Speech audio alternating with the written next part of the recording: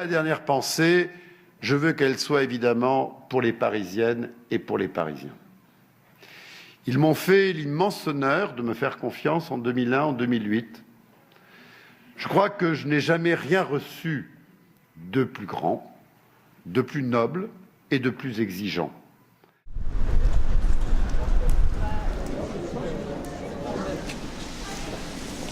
Heidenbaum et moi, on a fait un bébé ensemble. Chut. Ah là là là là là là. Heidenbaum, qu'est-ce qui me coûte cher? Qu'est-ce que c'est fini. Il y a un quart d'heure, j'ai dit la première parole de Bertrand, ça va être l'addition. Qu'est-ce qui nous coûte cher? L'addition. C'est un projet qui nous a pris beaucoup de temps, beaucoup de moyens, parce que d'abord, il y a un patrimoine extraordinaire et en même temps, il ne fallait pas le faire pour 2-3 ans. C'est quelque chose que l'on lègue finalement pour les décennies qui viennent.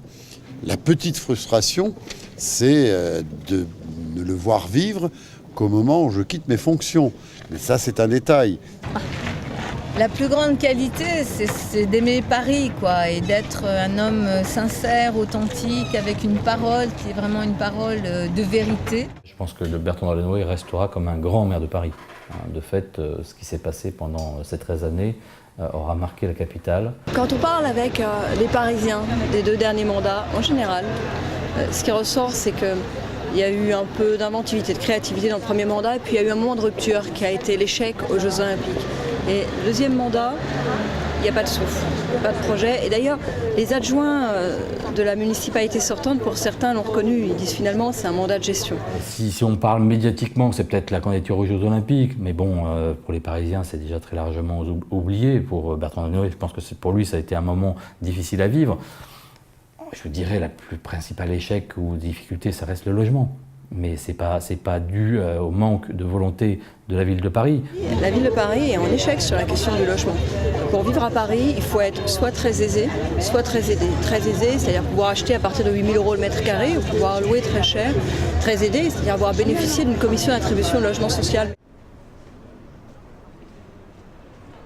Il y a beaucoup de choses que j'ai lancées et qui seront finies dans 6 mois ou dans 1 an. Je pense par exemple aux halles. Je pense qu'une fois que les halles seront terminées, tout le monde dira, voilà, c'était vraiment bien et les critiques tomberont. Sauf que ce sera totalement fini quelques mois après mon départ. Voilà ce type de regret, mais je ne suis pas quelqu'un qui cultive les regrets.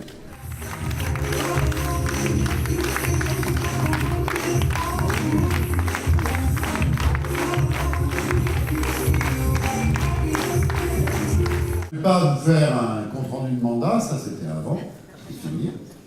Je veux vous dire simplement merci. Merci d'avoir été exigeant, merci d'avoir été entreprenant, merci d'avoir été démocratique, merci d'avoir été partageux, d'avoir voulu que ce soit tous ensemble, parfois en s'engueulant, mais toujours ensemble.